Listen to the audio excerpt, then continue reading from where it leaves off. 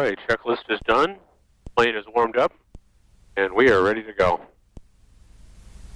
So one last look, pattern looks clear, approach end is clear, and we got calm winds, so the far side is clear also.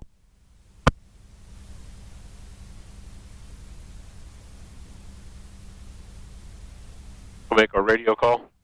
Brewsterville traffic, Sonic 604 Charlie Mike, departing 18 Brewsterville.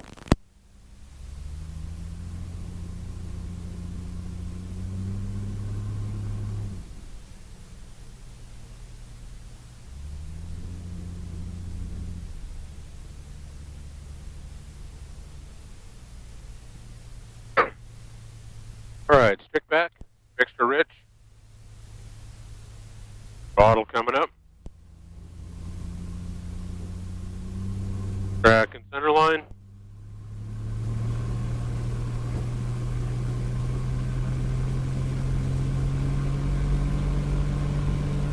Airspeed alive.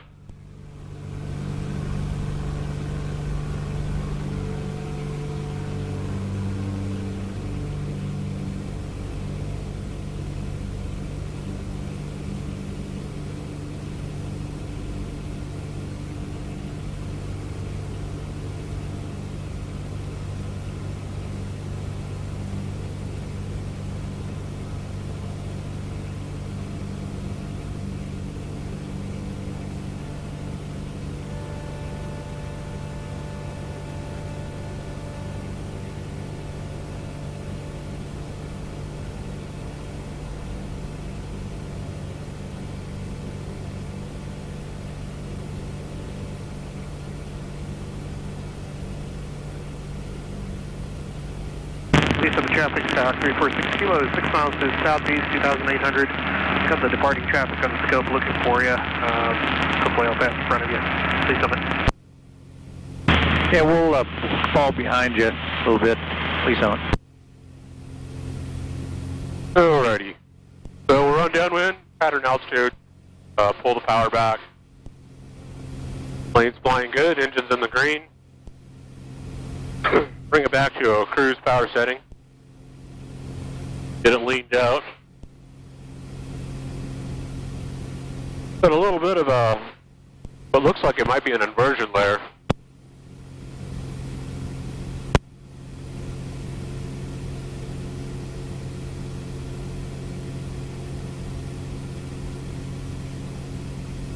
Pretty good, pretty smooth, not great visibility.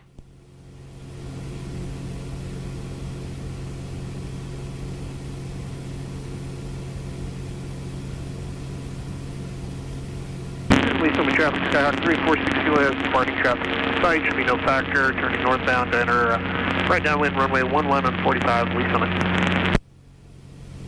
And we're currently 5 miles south of the field, 2005.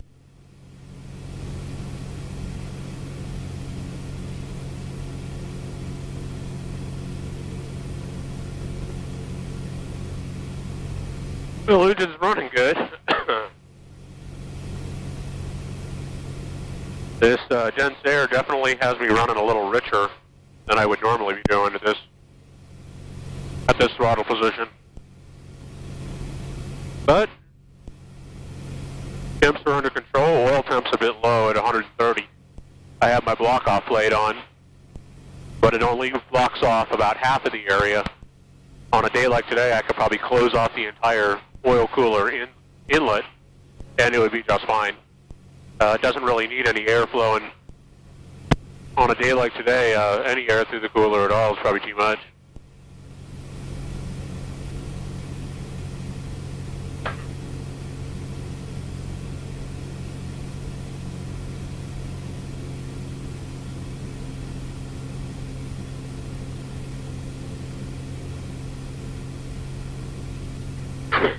All right, all looks good. We're going to lap around the pattern. I think we're ready to go. Summit traffic, 346 kilos, 3 miles south of field, 2,000 feet, be entering your right downwind runway 11 on 45, Lee Summit.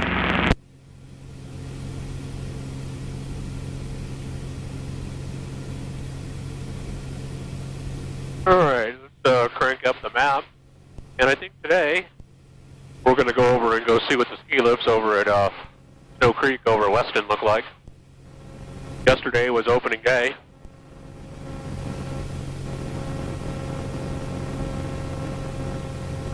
So let's go see how they're doing.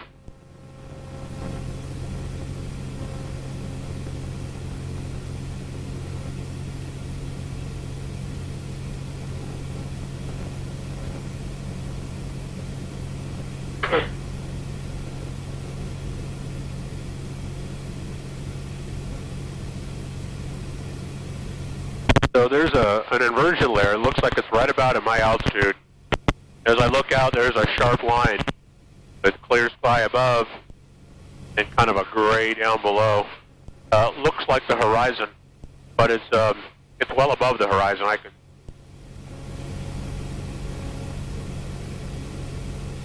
can definitely tell that that's not horizon. Please summit traffic, Skyhawk 346 Kilo, right downwind, runway 11.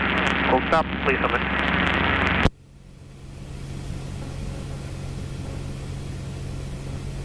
All right, so we're going to be going by Kansas City International, so let's dial up. Approach.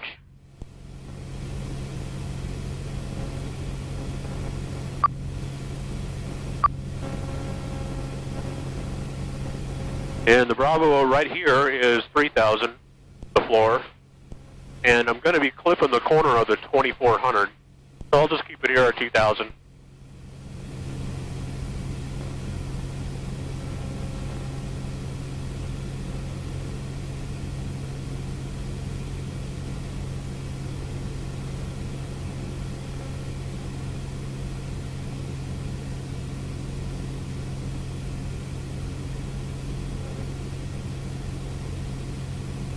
Got my seat warmers on. Feels good.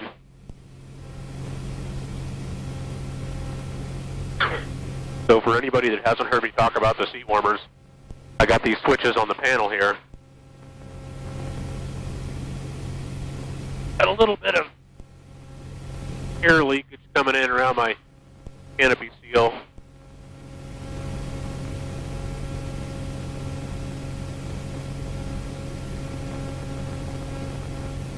Not too bad, but does have it a little chilly in here. My breath is condensing. So these seat warmers, you can see the switches here. I've got one on each side of the plane. This is a universal automotive seat warmer kit that I got off of Amazon. You can regularly find them for anywhere from about $40 to about $60.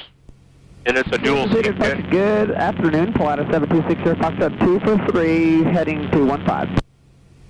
3907, Kansas City, departure radar contact, climb maintain 15,000. Turn right direct Kenton, resume Salina transition.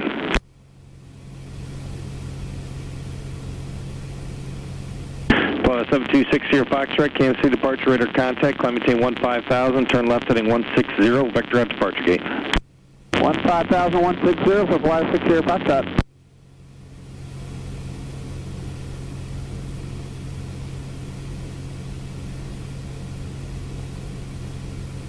Sirius Center Micro made to maintain 3,000. Report Johnson County Executive Insight.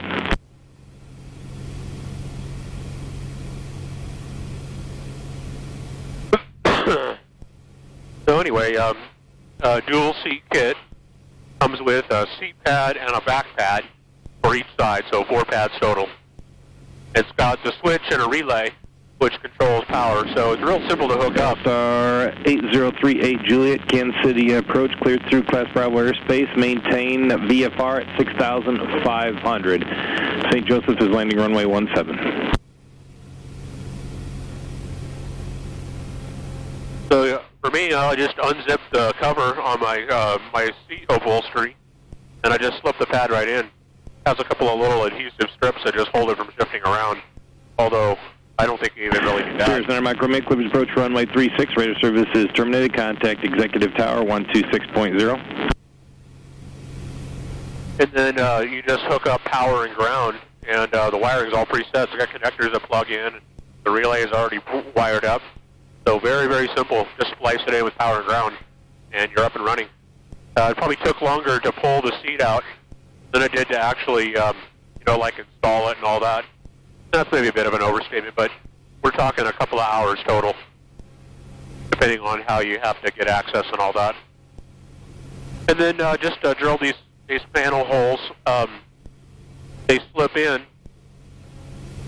so you disconnect the wires off of the fast-on tabs. Drill your hole, pop them in from the front, and they have little plastic retainers that just sort of snap into place. 3907, contact Kansas City Center, 123.8. And that's it, you're done.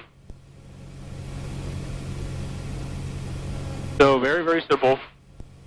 And it's got a low and a high in this LED. So on low, you can see it lights up green, and then on high, it lights up red. I don't know if that's showing up. Headed back towards the Midwest National. Rate 272 Foxtrot, Kansas City approach, Roger, Midwest National weather, automated wind calm, altimeter 3020. 3020, thanks, 72 Foxtrot. 072 Foxtrot, cleared out of class Bravo airspace. 72 Foxtrot, thank you. So on low, the seat pulls about 3 amps, and on high, it pulls about 5 amps. Then it just activates both the seat and the back pad at the same time. I suppose you could do some modifying if that was important to you. Now what I find is that with the Jabiru alternator, it's a 17 to 20 amp alternator, 17 continuous, 20 max. My whole panel doesn't draw that much. I got the Dynon. I have a few boxes that the Dynon is powering, and my radio. And that's pretty much it. I don't have any lights. I don't have anything that's a high power draw. So I run both seats with 10 amps and not have any worry about it. The only thing I will say is Cherokee 1818 Juliet, Kansas City approach, expect the visual approach at Midwest National Airport. Maintain, do you want to maintain 4,000 or 5,000?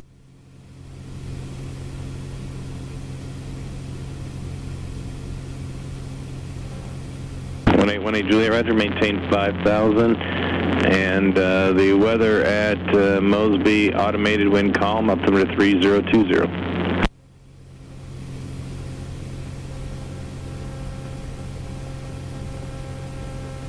18 to Juliet, will this be a full stop? 18 Juliet, expect Alice, runway 18. So with a permanent magnet alternator, like the AeroV or the Jabiru, the output voltage... Plot a 60 Foxtrot, contact Kansas City Center, 125.55. 2555, plot 60 Foxtrot. The output voltage is an alternating current, and it depends on RPM. So at low RPM, your voltage is low and your current is low. November 8272 Foxtrot, advise when you'd like to switch to Unicom. We have the weather there. We'll switch over to Unicom and watch for that guy coming in. Air 72 Foxtrot, Roger, that traffic you heard, he's still over by Topeka. It won't be a factor. There is traffic, however, about 4 miles northeast of the field. Appears to be southbound, altitude indicates 2,600. Radar services terminated. For exchange approved. Squawk VFR. Squawk VFR, thanks. Happy New Year. 72 Foxtrot.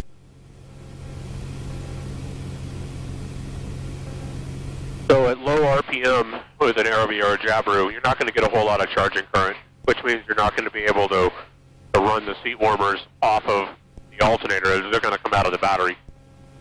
So I just make sure that I don't turn on my seat warmers until I'm up in the air. After I'm done and I've climbed out, then I'll go ahead and turn my seat warmer on. And that way the engine's making plenty of power. And I'm not going to further drain my battery after engine start and all that. Conceivably, you could pull a lot of power right after engine start by trying to get your seat warmer on when the battery is just taking a hit, starting the motor. It's already low, and then you're pulling more out of it with the seat warmers. So to mitigate that, I just don't turn them on, tell them on, and climb out. And that's it. 2 hours, 50 or 60 bucks, and makes it really pleasant. So you can see that it doesn't really warm up the cockpit. My breath is still condensing. It's well below freezing. But what it does do is it makes it much more bearable because it warms you up from the backside. November 4145 Victor, contact Kansas City Center 135.57. Gets you on the back and the kidneys and keeps you pretty comfortable. So with a good jacket and the seat warmers, it's pretty pleasant. On the drive over here this morning, it was showing about 90 19 degrees on the ground. So, pretty frosty out today.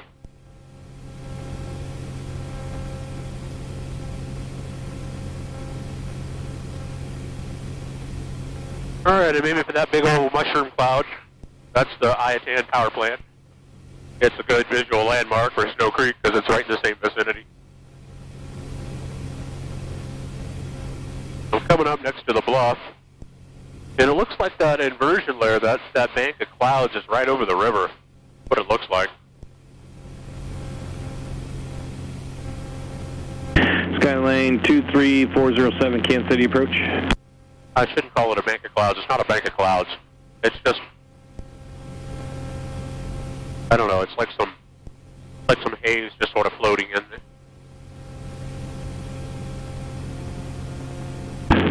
Skylane 407, what was your requested altitude?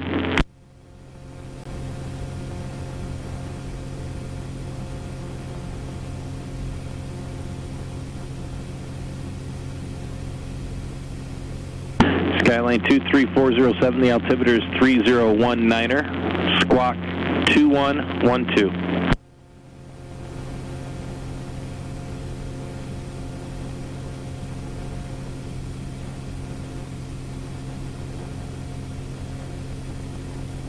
Sky 372 Golf, Kansas City approach, expected approach runway 36, information Quebec current, descend pilot's discretion, maintain 5,000.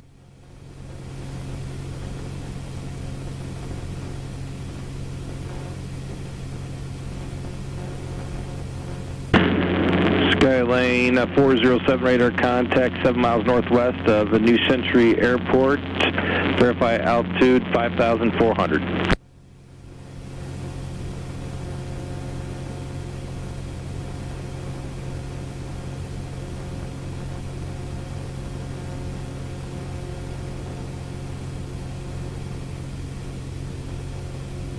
Cap 2362, Kansas City approach.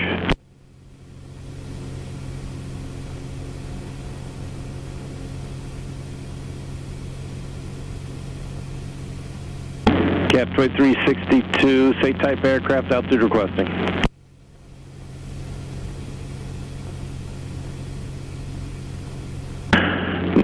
Baron 9er Echo Papa Kansas City approach, downtown landing runway 19er and runway 21, Bravo current.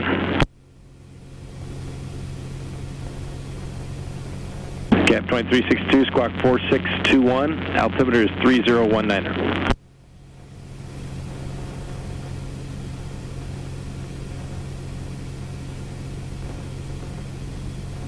Alright, I'm coming up right up. 4827 Kansas City approach, expected approach runway 19er left, and delete the speed restriction on the arrival.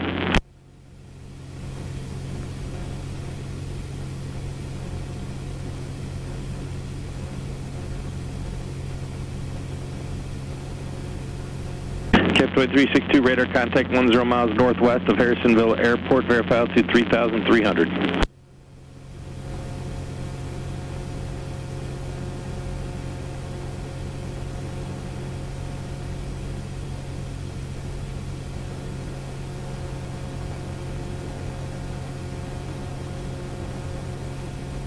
Cap 2362, what was your request altitude again?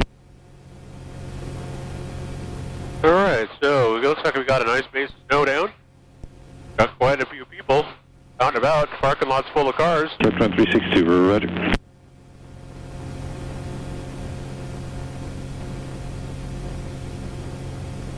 Looks like tubing's open.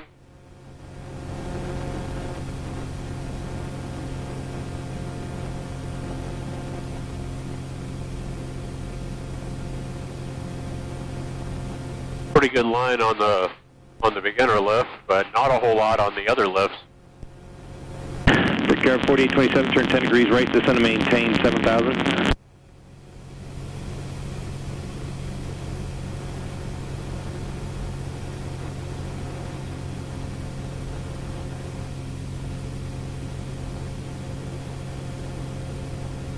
Warrior 18 Juliet, fly heading 060, vector round departures off International.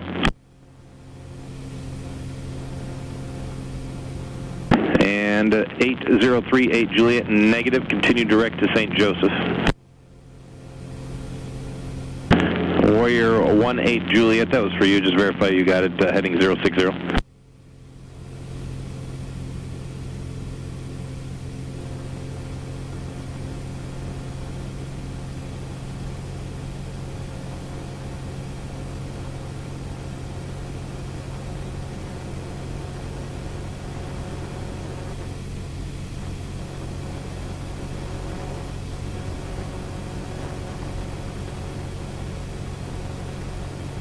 It looks like they're having fun.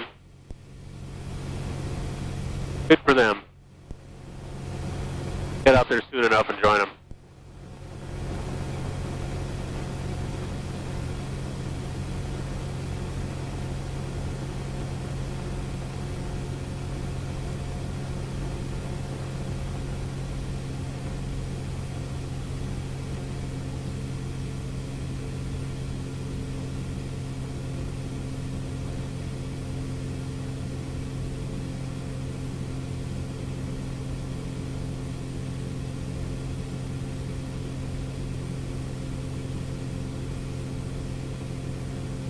Cap 2362, contact Kansas City Center 125.55.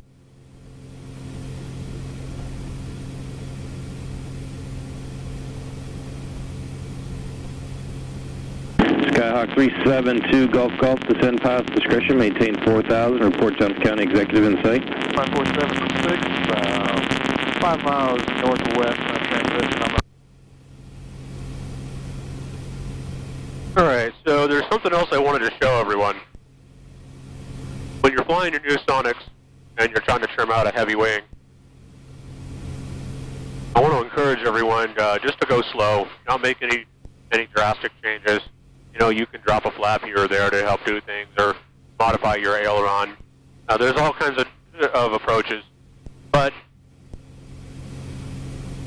make sure you understand how significant the rolling tendency really is, because a lot of it is really not that significant. So let me just demonstrate. I'm not trimmed off or hands-off flight. So you can see I've got a slight roll this way. And if I do nothing, it's just going to continue to kind of roll. So it doesn't take much. In terms of pressure on the stick, it's maybe about, I don't know, 1 pound of pressure, something like that. Hard to measure those really light forces. 1 pound of pressure on the stick, and it kind of keeps it. So when I just hold my hand here, I can just put, 1 pound of resistance against the stick to hold it where I want, and I can fly without even really thinking about it. But that doesn't change the fact that there is still a slight rolling tendency. And that's because I'm on this side of the center line, and it's rolling me because I'm on the heavy side. I put a passenger in, maybe I get a slight rolling tendency the other way. But this effect is really subtle. So what I'm going to do is I'm going to move over. I might block the camera just a little bit.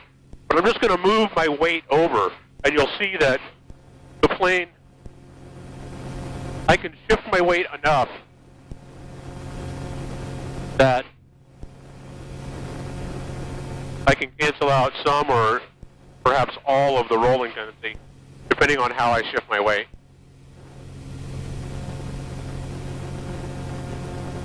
Looks like I'm trimmed a little nose high. So by just, shifting where I've got components, it changes how the airplane trims out. And I go back this way. Then I get a roll. And I go this way.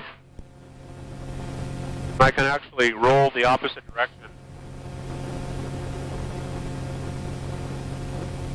So there's my tip. Don't get too wrapped around trying to trim out every little bit of roll. The distribution of weight in your airplane is going to affect how the plane flies straight and level. And so you might end up spending a lot of time chasing it when every time you make a small change, you put a slightly heavier passenger or a slightly lighter passenger, it changes everything. Now, if you want to do an adjustable trim tab, I suppose you can fine-tune it to take that out, depending on however you're loaded. Whether that's worth the effort or not is something you'll have to decide for yourself.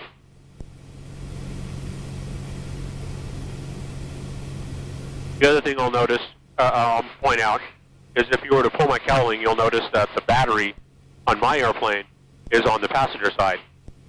And that was an attempt to balance out my weight being on the pilot side most of the time. And so I put the heavier battery on that side to help balance it back out. If you're going to sit on the center line in a single stick center seat configuration, probably doesn't matter. It's probably close enough to neutral that you won't really notice it one way or the other.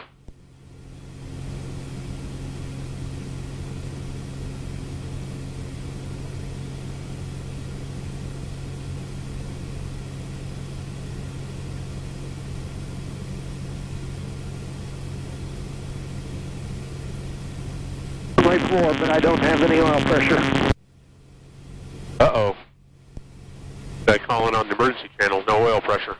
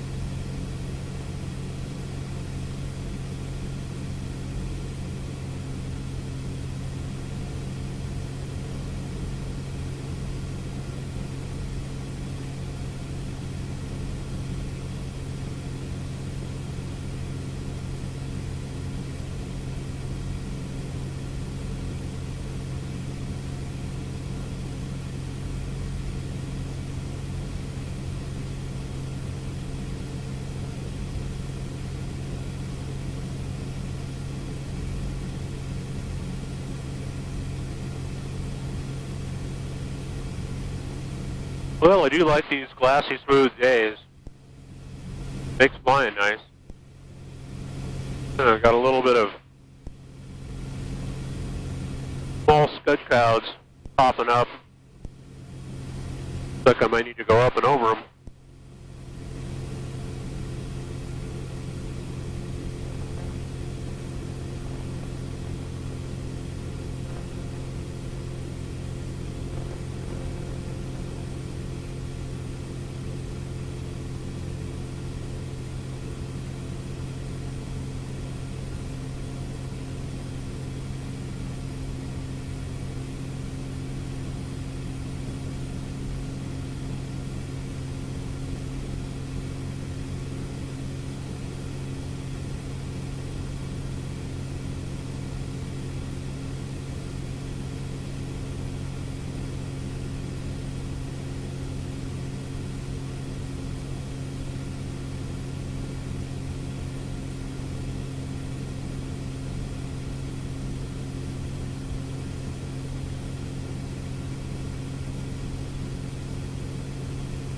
Interesting, these guys weren't here when I flew through.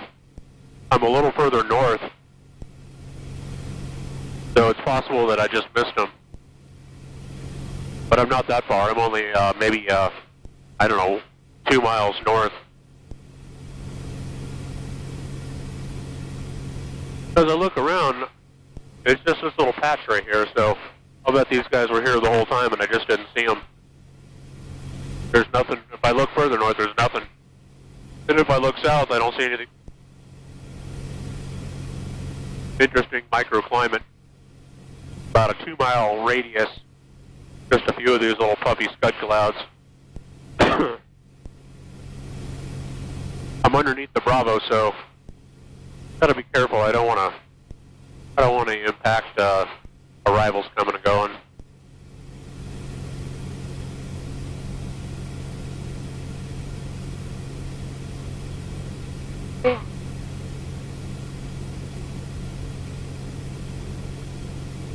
Now it's perfectly clear again.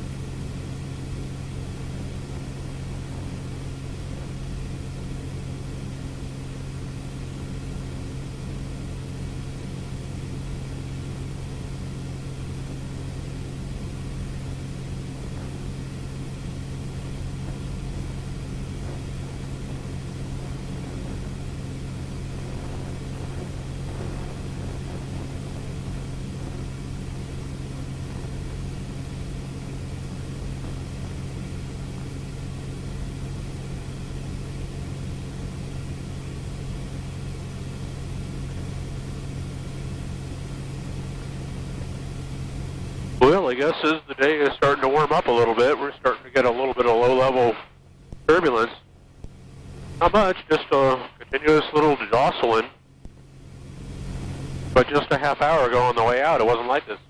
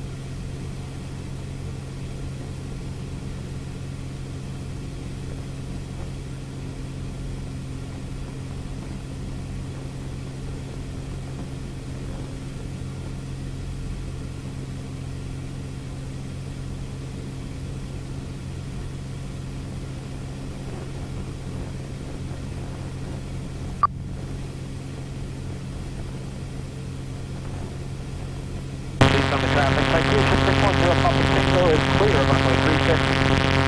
Alpha, crossing 11, Jackson Inter 1.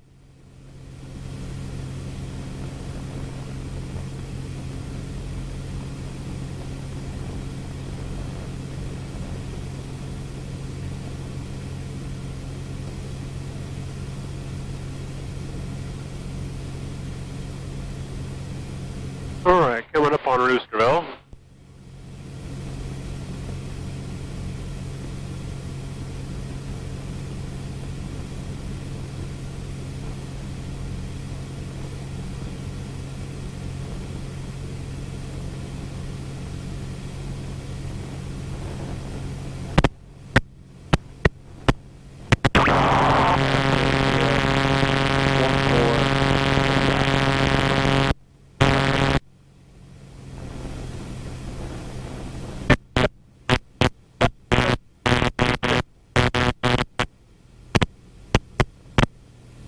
Winds are calm, so I'm going to land to the north. Roosterville traffic, Sonic 604 Charlie Mike. Jan wind for 36 Roosterville.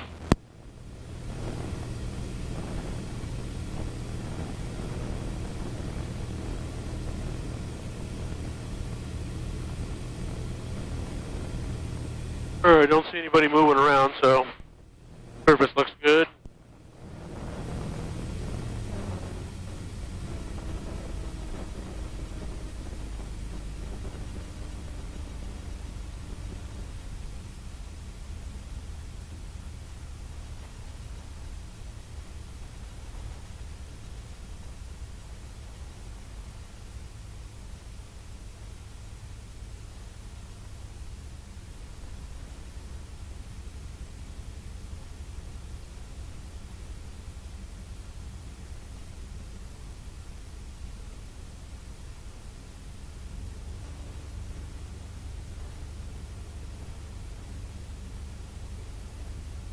Roosterville traffic, Sonics base to final 36 Roosterville.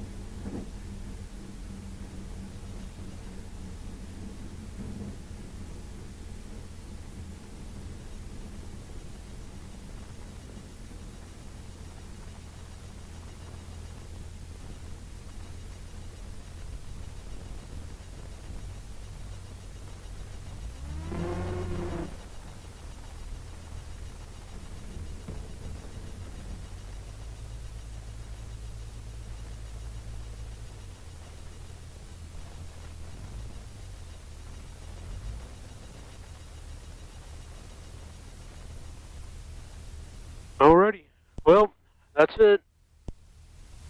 That's a Happy New Year flight. Or I should say, good riddance old year. Last flight of 2020. At least it was a good one. We'll do it again next year.